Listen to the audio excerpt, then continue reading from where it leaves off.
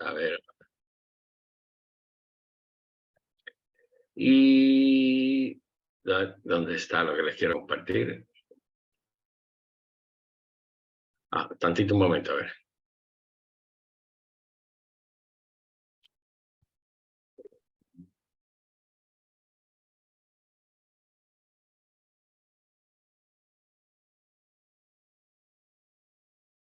Okay. Una correlación. Rodi, ¿qué pasó? Bueno, si no hubiera aquí, perdón, si hubiera aquí entre estos errores alguna correlación, pues con el mismo argumento que utilicé ahorita, esos términos de correlación podrían ser incorporados a la parte determinista que está adelante y lo que quedarían al final deberían de ser cosas independientes. ¿Está bien? Entonces uno puede suponer que los errores consecutivos son independientes. Y como uno sabe, esto es la ley de los grandes números, un conjunto muy grande de valores independientes entre sí convergen en ley a la distribución normal. O dicho en otras palabras, si uno tiene una gran cantidad de observaciones que son independientes entre sí, esas observaciones a fuerzas, por la ley de los grandes números, convergen a la normal cuando el número de observaciones es muy grande. Entonces, el hecho de que la media sea cero y de que la distribución que estemos suponiendo para ello sea normal, no son hipótesis muy fuertes. Tal vez la hipótesis que sí es realmente fuerte aquí es el hecho de suponer que la varianza es constante a lo largo del tiempo. Que la varianza de esos errores es constante a lo largo del tiempo. Esto sí es una cosa muy importante. No, esto sí ya no es trivial, es una hipótesis muy fuerte, pero definitivamente es importante para la teoría, como voy a mostrar más adelante. Y entonces, pues las series que cumplen esto, cuando uno tiene una serie de tiempo, pues que cumple con estas cosas, como veremos más adelante, ellas se denominan débilmente estacionarias. Hay definiciones alternativas a estas que son equivalentes. Es decir, otra definición alternativa de una serie débilmente estacionaria es decir que la serie tiene media constante y varianza constante a lo largo del tiempo. Esas cosas son equivalentes, son definitivamente equivalentes y vamos a ver ahora por qué ocurre esta relación. Vamos a pensar en el modelito más simple que cumpla oigan bien, el más simple modelo que cumple todas las hipótesis de la diapositiva anterior, de esta. ¿Está bien? Es decir, vamos a buscar el modelo más simple que sea lineal, que tenga la menor cantidad posible de retrasos y que los errores distribuyan normal. Ese es el modelo más simple posible. Primero, que sea lineal, porque estamos pidiendo aquí esta condición. Como estoy buscando el modelo más simple, pues entonces debe tener la menor cantidad posible de retrasos. Por lo tanto, nada más que puede tener un retraso. Es el modelo más simple posible. Y por último, vamos a pedir que los errores sean normales, con media cero y una varianza constante. Entonces, deberíamos de tener este modelo que yo estoy señalando aquí con el cursor, ¿no? Cada uno de los valores de la serie de tiempo debería de ser una combinación lineal del único retraso posible, porque es el modelo más simple que estoy considerando, y los errores estarían cumpliendo esta condición, ¿no? Que se distribuyan normal. Yo le puse aquí delante de la normalidad I y D. I y D es que sean independientes e idénticamente distribuidos. Es decir, todos distribuyen normal, con media cero, varianza constante, la misma varianza, y son además independientes entre sí. El tema de la independencia ya la comenté hace unos minutos, aunque parezca que es algo muy fuerte, que es una hipótesis muy fuerte. De hecho, no lo es por lo que comentaba, porque si ellos no fueran independientes, pues entonces la parte de correlación que hay entre ellos uno podría incorporarla al término determinista del modelo. Entonces, esa no es la hipótesis fuerte. Entonces vamos a suponer que tenemos este modelo, que es el más simple posible. Cada valor de la serie depende linealmente del anterior más un término de error. Puede parecer que esto no obliga a la serie a muchas cosas, pero como veremos, este modelito, así tan sencillo como lo hemos puesto, es una suerte de camisa de fuerza para las series temporales, ¿no? Es verdad que hay una amplia familia de series que las cumplen, pero este modelo obliga a ciertas cosas, como voy a mostrarles ahora. Lo primero que quiero llamar la atención es que este t que está aquí puede ser cualquier valor mayor que 1. ¿Está claro? Es decir, x2 se pone en función de x1, x3 se pone en función de x2, x4 se pone en función de x3 y así sucesivamente. ¿Está bien? Esos son todos, esa ecuación se tiene que cumplir para todos los valores de t. Pero noten ustedes que si esta función se tiene que cumplir para todos los valores de t, debió cumplirse para el anterior, para t menos 1. Entonces nosotros tendríamos aquí que x en t menos 1 tendría que ser igual a más b x en t menos 2 más e en t menos 1. Es decir, lo que estoy haciendo es evaluando la función que está arriba, que es genérica, que es general, en el valor t menos 1. Y ahora aquí donde dice t menos 1, yo puedo sustituir por todo esto. En otras palabras, quito x en t menos 1 y pongo a más b x en t menos 2 más e en t menos 1. Y entonces lo que quedaría aquí arriba solo dependería de t menos 2 y podría repetir mi razonamiento. X en t menos 2 depende de x en t menos 3 y así sucesivamente. Si uno hace eso muchas veces, como lo estoy comprobando aquí la primera vez, fíjense, x en t se puede poner como a más b y donde antes estaba x en t menos 1, ahora pongo algo que es equivalente a x en t menos 1, que son estos términos que están aquí dentro del paréntesis. A más b x en t menos 2 más e en t menos 1. Y si hago un poquito de álgebra ahí, que no es gran cosa, esto se puede escribir así. Pero ahora depende de x en t menos 2. Yo voy a volver a razonar de la misma manera. Si aquí está x en t menos 2 y esta ecuación se tiene que cumplir siempre, entonces x en t menos 2 se podría poner en función de x en t menos 3 y venir yo acá de nuevo y así sucesivamente. Si uno repite eso muchas veces hasta llegar al primer t posible, que esté igual a 0, pues entonces tenemos una ecuación como esta. Entonces fíjense el razonamiento al cual, lo que hemos obtenido, de este razonamiento. Si la primera ecuación se cumple, si esta primera ecuación se cumple, entonces las x se pueden escribir también así.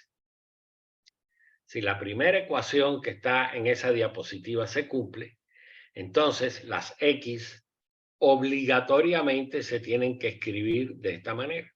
Repitiendo el mismo razonamiento que hice, va a quedar de esta forma. Entonces ahora fíjense ustedes que aquí hay un primer término preocupante, que es este término donde b está elevado a la potencia t.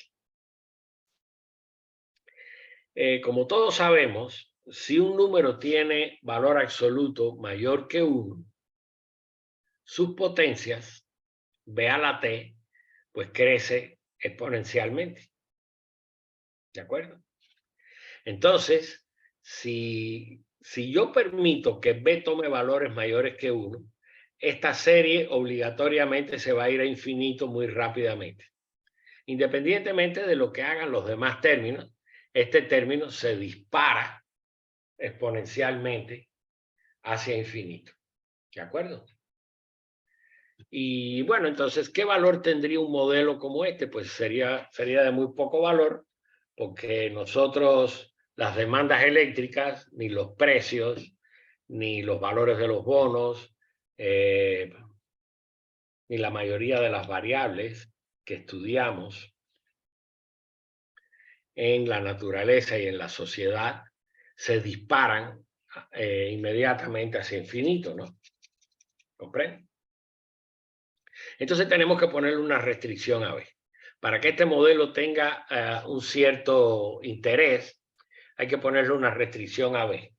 Es imprescindible que el módulo de B sea estrictamente menor que 1. Por eso es que pongo aquí esto, cuando t tiende a infinito, de la única forma que esta ecuación tiene sentido cuando t tiende a infinito, es si el módulo de B es menor que 1. Ahora, pero fíjense que si el módulo de B es menor que 1, esto que yo tengo aquí entre paréntesis, el primer término que tengo entre paréntesis, es una serie geométrica de razón B. Porque el primer término es 1, pero el segundo término es B. El tercer término va a ser B cuadrado, el otro va a ser B a la 3, B a la 4, etcétera, etcétera. Y entonces, pues esto es una serie, es una progresión geométrica.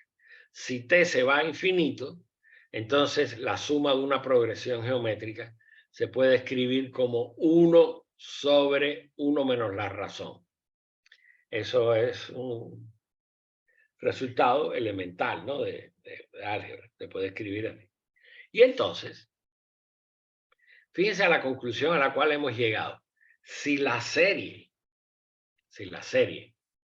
se puede escribir de esta manera, si yo tengo una serie temporal que cumple la ecuación que está aquí arriba, pues entonces obligatoriamente se tiene que escribir así, donde estos E son una colección de errores que son independientes entre sí, están uniformemente distribuidos todos normal. Esta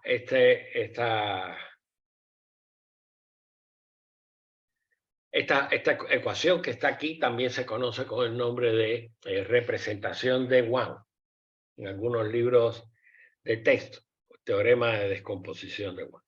Bien. Bueno, y entonces si ahora usemos esta última ecuación de un curso de estadística, pues uno debería de saber que el valor esperado de la suma de variables aleatorias es la suma de los valores esperados, ¿no? Esto es una constante. Entonces, el valor esperado de una constante, obviamente, es la propia constante, porque no varía. Este tiene media cero, porque lo estamos diciendo aquí arriba, tiene media cero.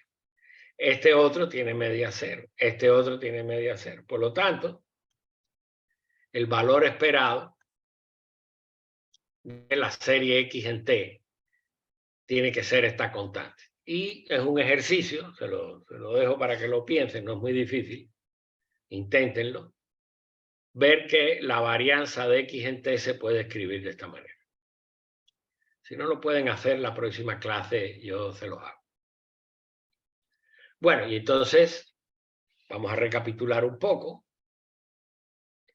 Si yo admito que mi serie de tiempo cumple esta ecuación que está aquí, que es la más elemental de todas, de todas las que se pueden tener, entonces, a fuerzas, módulo de B tiene que ser menor que 1, en cuyo caso la media de la serie tiene que ser constante y la varianza también.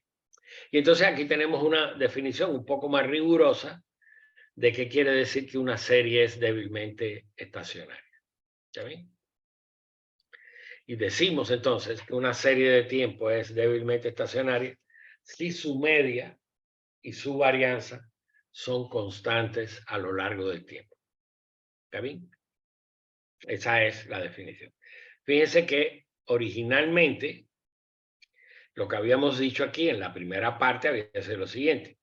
El conjunto de series de tiempo que son lineales, que admiten modelos lineales, que se pueden resolver las cosas con pocos retrasos y que los errores distribuyen normal y además son independientes entre sí, habíamos dicho, bueno, pues estas series son débilmente estacionarias. Y hemos visto una manera diferente de caracterizarlas, y es que tengan media constante y varianza constante a lo largo del tiempo. ¿Está bien? Entonces, pues bueno, esto quiere decir, aquí puse este gráfico abajo porque quiero ejemplificar esto, que una serie sea débilmente estacionaria, lo que quiere decir es que si yo me paro en cualquier lugar de la serie, el valor que ella tiene que ser la media, que en este caso es A sobre 1 menos B, y las fluctuaciones en ese lugar tienen que ser normales. En cada lugar, las fluctuaciones de la serie tienen que ser normales. Pero el ancho de esas fluctuaciones tiene que ser constante. No puede haber lugares donde haya un ancho mayor que en otro. Esa es una limitación del concepto de serie débilmente estacionaria. ¿Por qué? Porque a las personas que le interesan el estudio de los mercados, por ejemplo, saben que la volatilidad de una serie de tiempo de precios, por decir algo en el mercado, pues puede cambiar a lo largo del tiempo. Cada vez que hay malas noticias o cada vez que hay noticias preocupantes en el mercado, las series se descomponen un poco, los inversionistas se asustan y eso produce variaciones en los precios, oscilaciones, el ancho de las oscilaciones cambia. Entonces, atención, cuando un mercado está azotado por fenómenos de volatilidad, su serie de tiempo no puede ser débilmente estacionaria. ¿De acuerdo? No puede ser débilmente. Ahora vale la pena porque tiene un valor intrínseco muy, muy importante pensar, me voy a regresar aquí un momentito. Fíjense que la hipótesis que habíamos puesto es que módulo de B, el valor absoluto de la constante que acompaña al retraso, el valor absoluto de la constante que acompaña al retraso, ese valor absoluto sea menor estricto que 1. Ahora, ¿qué pasaría si fuera 1? ¿Qué pasaría si ese valor fuera exactamente igual a 1? Fíjense que aquí tendríamos un problema. Esta fórmula no funcionaría porque si B fuera igual a 1, aquí en el denominador tendría un 0. Y como ustedes saben, la división por 0 no es posible. Pero bueno, podemos regresarnos a esta ecuación e intentar resolver el asunto en el caso de que B sea igual a 1. Fíjense que si B fuera 1, este término que está aquí, que fue el que nos preocupó inicialmente a nosotros, porque le daría un crecimiento exponencial a la serie, ya ahora es un poco más inofensivo. Porque si B es igual a 1, todas las potencias de B son iguales a 1. Y entonces, este término sería X sub 0, simplemente. Y si entramos aquí y miramos, si B es igual a 1 en todos estos términos, pues entonces lo que tenemos es 1 más 1 más 1 más 1. ¿Cuántas veces? T veces.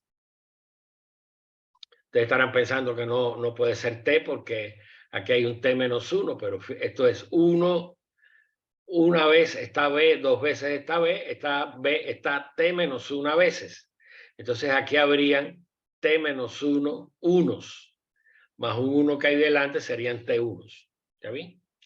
Entonces, pues, esta ecuación se podría arreglar de la siguiente manera. En vez de usar el argumento de la serie de la progresión geométrica, aquí donde está A sobre 1 menos B, lo que tendríamos sería X0 más A por T. Lo que tendríamos aquí delante, en el caso de que B fuera igual a 1, sería X0 más A multiplicado por T, porque todos estos valores darían iguales a T. Y entonces el término ese X0 más A por T sería la media. Y en el caso de que eso ocurra, a A se le llama la deriva de la serie, el drift de la serie. La deriva o el drift de la serie. ¿Está bien? El problema es que lamentablemente el caso donde B es igual a 1 tiene ciertas características especiales que desde el punto de vista estadístico no son esperadas, no son las cosas que uno espera que ocurran. Me regreso un momentito a la diapositiva anterior. Miren, ahí está. Fíjense que aquí lo que tenemos es un modelo de regresión, aunque parezca otra cosa. Aquí lo que tengo es un modelo de regresión donde la variable t se regresiona con respecto a la variable anterior, que es x en t menos 1. Cuando lo que está en la variable dependiente y en la variable independiente son la misma magnitud, pero en diferentes instantes de tiempo, a esos modelos se le llaman modelos autorregresivos. Entonces aquí lo que tengo es un modelo autorregresivo. Porque la variable en el momento t se regresiona con respecto a la misma variable en el instante de tiempo anterior, en el instante t menos 1. Y entonces, como uno sabe de algún curso de econometría o de estadística, estos dos coeficientes deben ser obtenidos pues usando lo que se conoce con el nombre del método de los mínimos cuadrados. Ese método de los mínimos cuadrados, que es la manera más sencilla cuando se puede aplicar para encontrar los valores de A y de B. ¿De acuerdo? Y sabemos que si los errores son independientes y si B no es igual a 1, pues entonces tanto el estimador muestral de A como el estimador muestral de B, ambos distribuyen normal, cuando el muestreo es muy grande, y distribuyen T de student cuando el muestreo es más pequeño. ¿Está bien? Eso es un hecho conocido de la estadística. Pero ahora estamos aquí con B igual a 1. Y el asunto es que en ese caso, entonces, el estimador muestral de B no distribuye normal. Ahí hay un serio problema. Aquí, bueno, esta es la fórmula del estimador mínimo cuadrático, donde esta matriz X mayúscula es esta que está aquí, Y es esto, y el estimador muestral, el vector de los estimadores muestrales A, B es este que está aquí, ¿no? ¿De acuerdo? Ahora, si uno supone que B es igual a 1, pues el problema es que estos errores, me voy a regresar un momentito, los datos de la serie de tiempo entonces se podrían escribir así. Estos Y se podrían escribir de esta manera. X por alfa 1, porque resulta ser que alfa es el valor poblacional de A y 1 es el valor poblacional de B, ¿no? Más los errores poblacionales, ¿de acuerdo?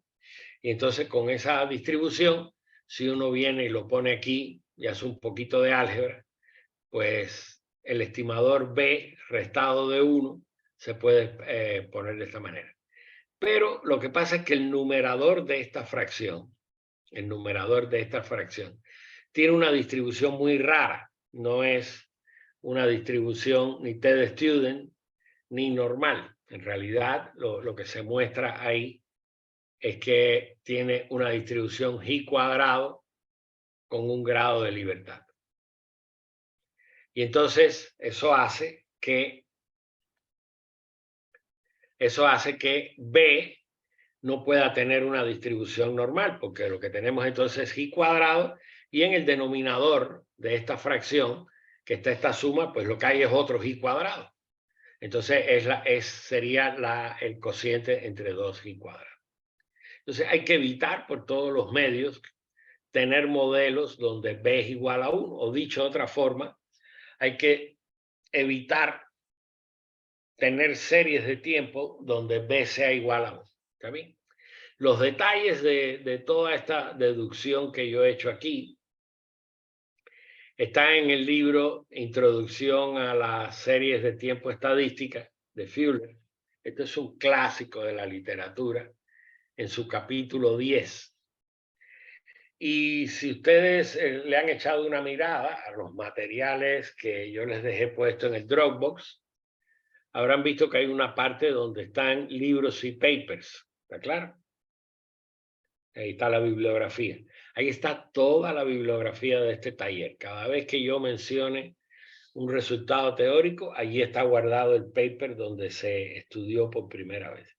Y ahí en el capítulo 10 de Introducción a las series de tiempo estadística de Fuller, que yo les puse una copia en PDF ahí, están los detalles de eso. Entonces, si B es igual a 1, si B es igual a 1, pues entonces el estimador B no distribuye T de Student, ni distribuye normal, y eso es un problema para la inferencia, es decir, para la parte inferencial de la construcción de estos modelos. ¿Está bien? Bueno, entonces en ese caso no queda más remedio que buscar cómo distinguir que B sea igual a 1. Intentar distinguir si el estimador B es igual a 1 o no. Por cierto, aprovecho para decirles que en un modelo como este, donde B es igual a 1, me voy a ir una diapositiva más atrás aún. En un modelo como este, donde B es igual a 1, ya sabemos ya que a partir de esta ecuación lo que vamos a tener es x0 más a por t más un grupo de variables aleatorias. En ese caso, si B es igual a 1, decimos que la serie de tiempo es una caminata aleatoria gaussiana. ¿Está bien? Una definición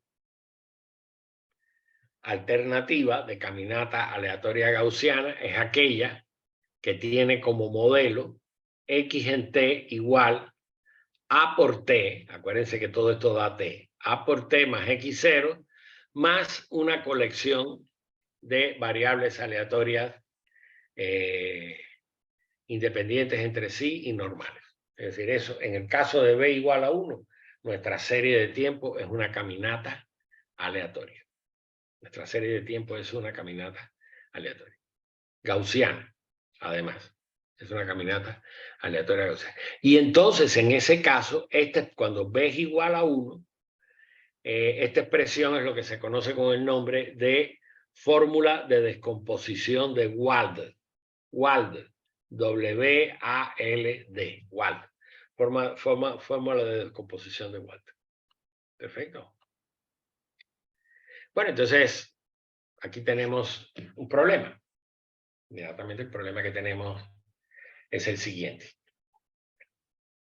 Necesitamos, para poder hacer cualquier cosa en el futuro de intención predictiva, necesitamos saber si nuestra serie es débilmente estacionaria o no. Que la serie sea débilmente estacionaria se reduce a que B sea menor que 1. Fíjense que aquí me estoy saltando olímpicamente el valor de B estrictamente mayor que 1. Estoy diciendo, las cosas que a mí me interesan son o B estrictamente menor que 1 o B igual a 1. ¿Y por qué me estoy saltando el B mayor que 1? Bueno, porque como había dicho en ocasiones aquí en láminas anteriores, en este lugar, si B fuera en módulo mayor que 1, cuando t tiende a infinito, este término que está aquí crece exponencialmente y ese es un tipo de modelo que no observamos en la naturaleza, ¿está claro? Es decir, no tiene interés práctico que B sea mayor que 1. Entonces, las cosas que tenemos que decidir, que dilucidar son si B es menor que 1 o B es igual a 1, son los casos que importan. Entonces, todo esto, el espíritu de la teoría estadística es siempre resolver estas cosas a través de hacer un test. Entonces hay un test muy famoso para decidir si en una serie tendría este coeficiente B menor que 1. Fíjense que en realidad lo que estamos haciendo aquí es decidiendo si la serie es débilmente estacionaria o si la serie es una caminata aleatoria gaussiana. Entonces ese test estadístico se conoce con el nombre del test de Dickey-Fuller. ¿Está bien? Y ahí yo les he escrito los pasos del test. Esto después lo vamos a practicar un poquito con algunos de los ejemplos que tenemos ahí. Si uno quiere hacer el test de Dickey-Fuller, bueno, empiezo por decirle lo siguiente. La mayoría de los software de estadística, SPS, econométrica, etcétera, etcétera, ya tienen hecho el test de Dickey-Fuller y lo único que uno tiene que hacer es tocar un botoncito, ¿no? Lo que yo estoy haciendo aquí es metiéndome en las tripas del test, ¿no? Es decir, viendo exactamente los pasos del test, qué cosa es lo que hay que hacer y paso por paso, ¿no? Entonces ahí en el inciso A, la primera cosa que uno tiene que hacer es tomar y construir la serie de las diferencias. ¿Qué cosa es la serie de las diferencias? Restar los valores consecutivos de la serie, hallar la serie de las diferencias. X2 menos X1, X3 menos X2, X4 menos X3, etcétera. Después de esto, hay que hacer un ajuste mínimo cuadrático para esta ecuación. La serie de las diferencias, ponerla como una constante más B por T más C con respecto al retraso más N. Esta es la ecuación más elemental del test de Dickey-Fuller, porque para el test de Dickey-Fuller también hay refinamientos. ¿Sabes? Hay una generalización de esto, que es poner varias constantes aquí, ¿no? C por X en T menos 1, D por X en T menos 2, porque puede ser que haya correlaciones entre los datos. ¿Está bien? Pero esta es la variante más elemental del test. Ya después que uno hizo un ajuste mínimo cuadrático, pues uno sabe quién es A, sabe quién es B, sabe quién es C, ¿no? Que son los parámetros de este modelo. Y entonces hay que hacer estas dos pruebas de hipótesis. B igual 0 contra B distinto de 0 y A igual 0 contra A distinto de 0. Hay que hacer esas dos pruebas de hipótesis. Fíjense que la primera prueba de hipótesis, esta de B igual 0 contra B distinto de 0, en realidad lo que está referida es al coeficiente de T, que como yo le había dicho hace unos minutos, es lo que se conoce con el nombre del drift de la serie, de la deriva de la serie, ¿no? Entonces, este primer test es para ver si la serie tiene deriva y este segundo es para ver si la serie tiene término independiente. Y entonces, hay tablas de valores críticos para este test de Dickey-Fuller, como siempre, para diferentes confiabilidades. Yo tomé aquí una tabla donde está hecho para la confiabilidad del 1%, del 2,5%, del 5% y del 10%. Está hecho para esas, ¿no? Pero hay varias filas. Esa tabla tiene varias filas. Entonces, ¿cuál de las filas de la tabla es la que uno debería de tomar? Decidir cuál es la confiabilidad es fácil. Si usted quiere hacerlo al 95%, pues hay que elegir la fila del punto que tiene aquí 5%. Si uno quiere hacerlo con una confiabilidad del 90%, pues habría que elegir la fila del 10%. Similarmente, si uno lo quiere hacer con una confiabilidad del 99%, pues habría que utilizar los números que estén en esta columna, que es la del 1%. Pero para elegir la fila hay que hacer lo siguiente. Si en la primera prueba de hipótesis se acepta H1, entonces la fila que hay que tomar es la tercera. Pero si se elige H0 en la primera prueba de hipótesis y H1 en la segunda prueba de hipótesis, entonces se toma la segunda fila de la tabla. Y por último, si usted eligió H0 en las dos, pues entonces se toma la primera fila. Y ahí uno sabe cuáles son los valores. Por ejemplo, si uno eligiera H0 en la primera prueba de hipótesis y en la segunda, al 95% de confiabilidad, el valor crítico sería 1.94, negativo, menos 1.94. Si uno elige H0 en la primera prueba de hipótesis y H1 en la segunda, es decir, está suponiendo que A es distinto de 0, tendría que tomar la segunda fila de la tabla y entonces para el 95% de confiabilidad, pues el número que hay que tomar es menos 2.86, etcétera, etcétera, etcétera. Entonces ahora toda prueba de hipótesis pues tiene una zona de rechazo y de no rechazo. ¿Cuál es la zona de rechazo? Aquí en el test de Dickey-Fuller, pues es este numerito. Aquí donde yo tengo puesto ahora el cursor, es el número que uno tiene que tomar de la tabla. ¿Está bien? Ahí donde está el cursor son estos números. Por ejemplo, si a mí me hubiera quedado, yo quiero hacer mi prueba de hipótesis al 99% y elegí H0 en la primera prueba de hipótesis aquí y H1 en la segunda, pues entonces el valor que me tocaría es menos 343. Según esto, este numerito que está aquí sería menos 343. Donde está puesto el cursor sería menos 343. Si el estadígrafo de Dickey-Fuller cae a la izquierda de esto, la serie es estacionaria. Si el estadígrafo de Dickey-Fuller cae a la derecha de esto, la serie tiene raíz unitaria y ya no nos interesa, ¿no? Pues no podemos hacer predicción con ella en ningún caso. ¿Cuál es el estadígrafo de Dickey-Fuller? El coeficiente C dividido su desviación estándar. ¿Quién era el coeficiente C?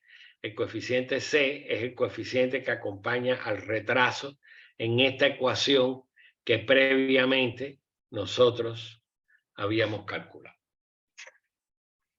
Dicho en otras palabras, el test de Dickey-Fuller se ejecuta de la siguiente forma. Voy a hacer un resumen.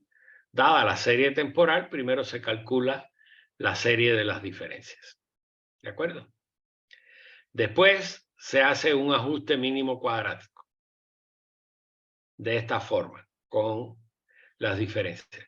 Se hacen estas dos pruebas de hipótesis con el objetivo de decidir cuál es la fila de la tabla de los valores críticos que se deben de tomar.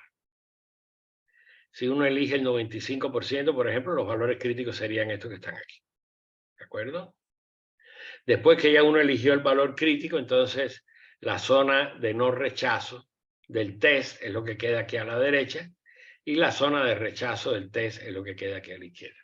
Dicho en otras palabras, una serie es débilmente estacionaria si uno rechaza la hipótesis nula en el test de Dickey-Fuller.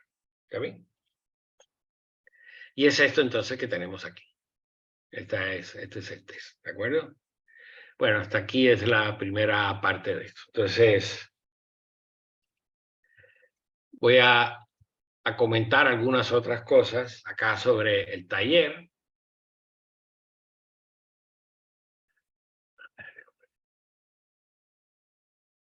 Hay algo ahora que les quiero comentar referido al taller. ¿Alguien me quiere preguntar algo hasta este momento? Preguntas, comentarios.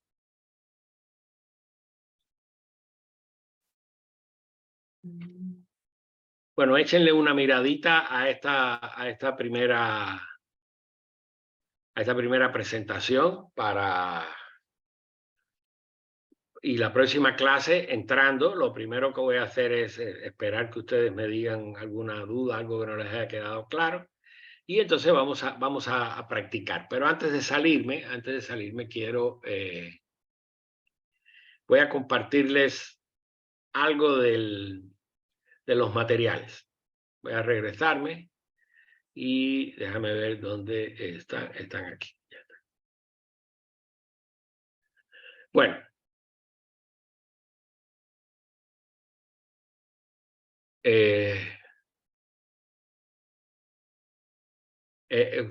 a ver, déjenme ver qué ustedes están viendo. Le voy a mostrar primero la estructura de las cosas que les envié para este taller. Voy a compartir ahora. Y ustedes deberían de estar viendo esto. Ven aquí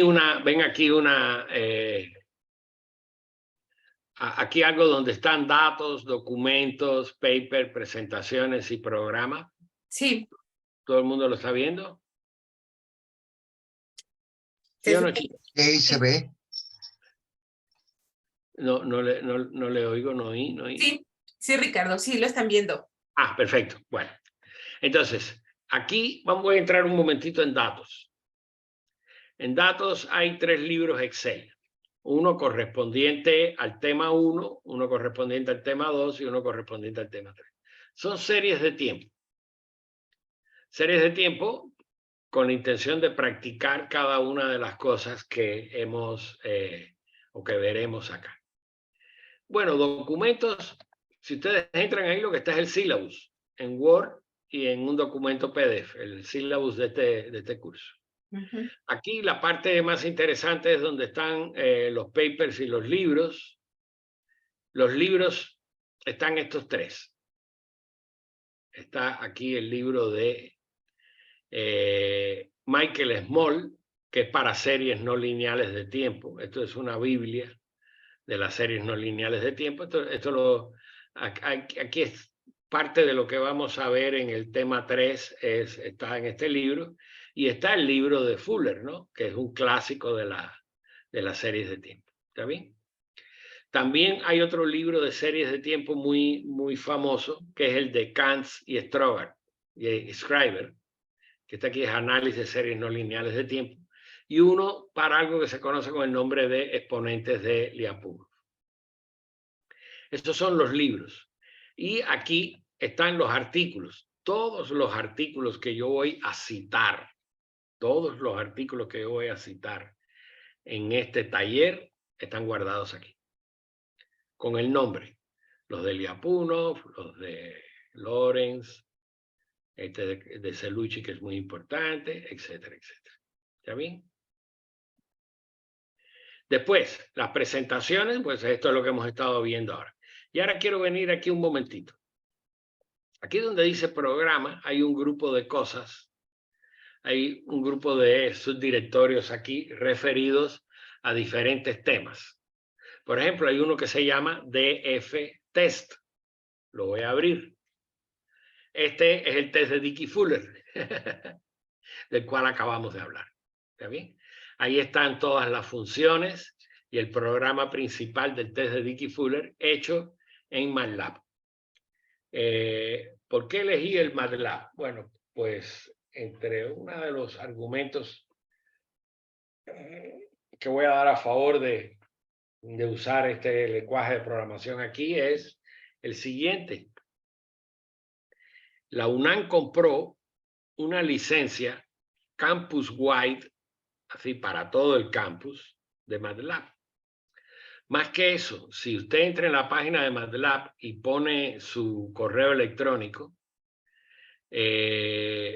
bueno, en la página de MATLAB, como tienen ya una licencia contratada con la UNAM, en la página de MATLAB saben si ese correo electrónico pertenece a un miembro de la UNAM o no, y usted puede bajar gratuitamente una versión de MATLAB y ponerla en su computadora. De hecho, la que yo tengo aquí en esta computadora con la cual me estoy conectando con ustedes, esta, voy a dejar de compartir un momentito para meter un cambiazo aquí, esta es la versión 2023. Esta es la versión de este año, que se hizo a inicios de este año. ¿Está bien?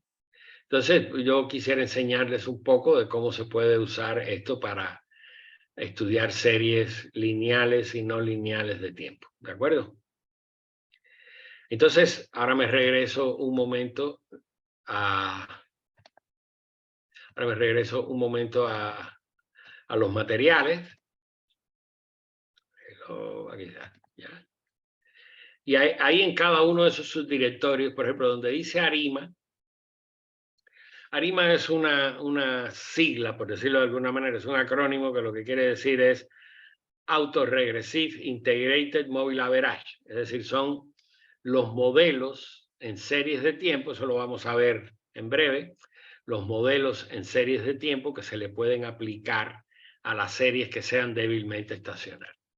Aquí están los programitas que permiten estimar el modelo, clasificarlo, etcétera, etcétera. Yo después les digo cómo hacer eso.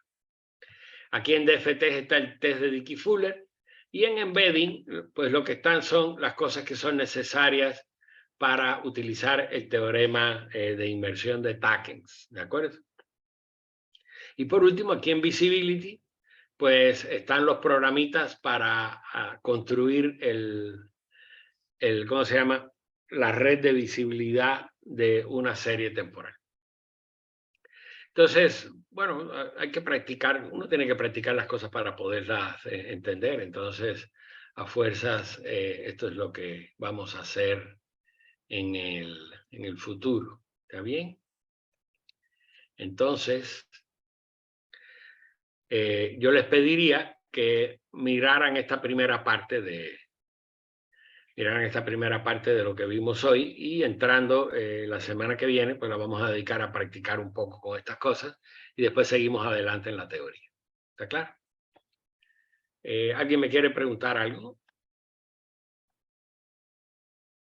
¿Preguntas? No hay nada. Bueno, entonces, pues quedo aquí a su disposición para que la próxima semana, cuando nos veamos, me pregunten lo que quieren y empezamos a trabajar con estas cosas. Bueno, la próxima semana le toca a Mari. Le toca a... Mari. ¿Verdad que sí? Le toca a Mari, sí. No, yo digo, la próxima semana del taller. Sí, en 15 días. Bueno, tienen tiempo para leer, ¿eh? A lo mejor le mando algún materialito para que se lo vayan leyendo. Bueno, entonces es Maripaz. Maripaz, una colega de nosotros acá del CEIJ, es la que va a exponer la próxima semana. Listo. Pues aquí lo dejamos, jóvenes. Cuídense mucho.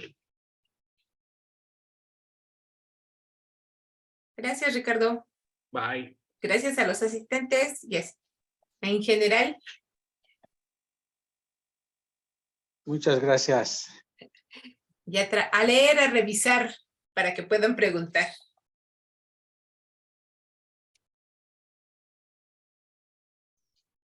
Muchas gracias, estuvo excelente la exposición y está muy denso lo que debemos leer. Así Muchas es. Gracias.